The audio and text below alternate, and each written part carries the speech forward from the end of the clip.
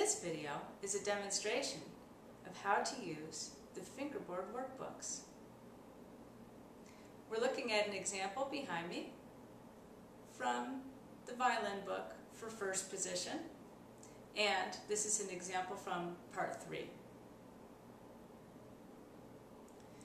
Each book contains a map and a fingering system for you to refer to.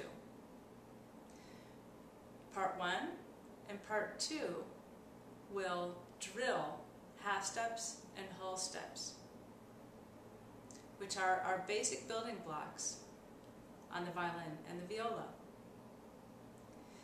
Beginning from Part 3 and on, we'll be doing wider distances. The distance between two notes is called an interval. At the beginning of each part, you'll have a description of the interval to be studied.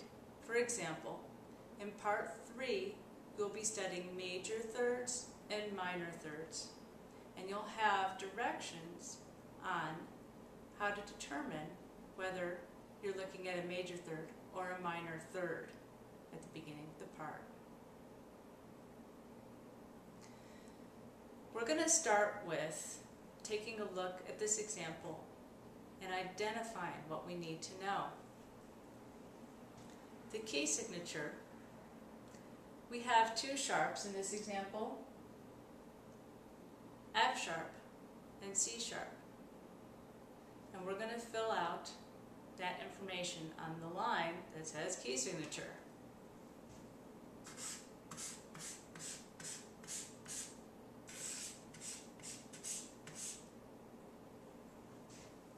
We see we have two destination points, and we need to identify what our destinations are.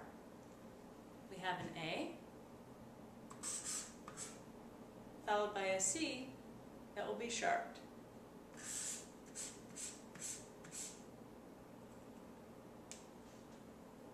At this point, we'd like to plot these on the map. We have a blank map here, and to plot these, we can use our knowledge of half steps and whole steps that we gained from Part 1 and Part 2, or you can refer to the map enclosed in the book. I'm going to use the half step method. I know that this is G, this is G sharp or A flat, and this is A, so I'm going to fill that in with an A. A sharp or B flat, B, C, C sharp.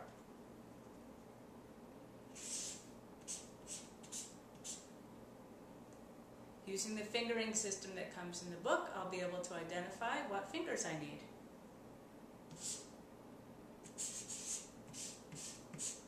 First finger and third finger high. I'm now going to take the finger numbers and then put them over here in our musical example.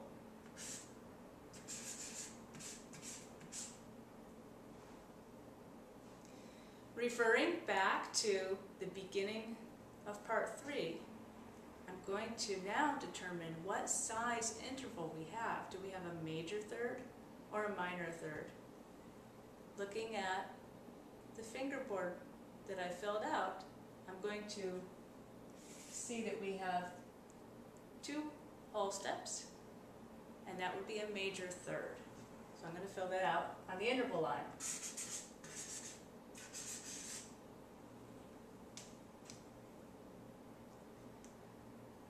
Just by filling out this example, we have determined a ton of information. We've already visualized where these notes are on the map. We're already starting to get a feel by determining our finger numbers. We're making the connection between seeing this musical example and seeing it on our fingerboard. The name of the interval is going to give us an idea of how it's going to sound. Our next step is to now experience what we're looking at. To develop our ear, we want to begin with singing. Now, if you're like me, I can't sing an A without hearing one. So I'm going to use my instrument to get an A. And this is an A down low. And I like looking at the chart first. So I'm going to look at the chart and sing because I want to drive this information in as many ways as I can into my system. A, C sharp, 1, 3 high. I'm now going to sing it looking at the musical example. A, C sharp, 1, 3 high. And now I'm going to experience it on my violin. First, looking at the chart.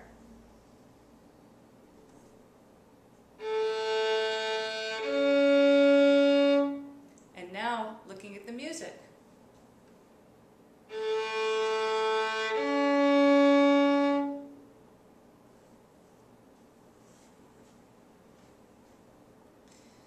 At the end of each part, there are 3 summary questions that you will have to answer.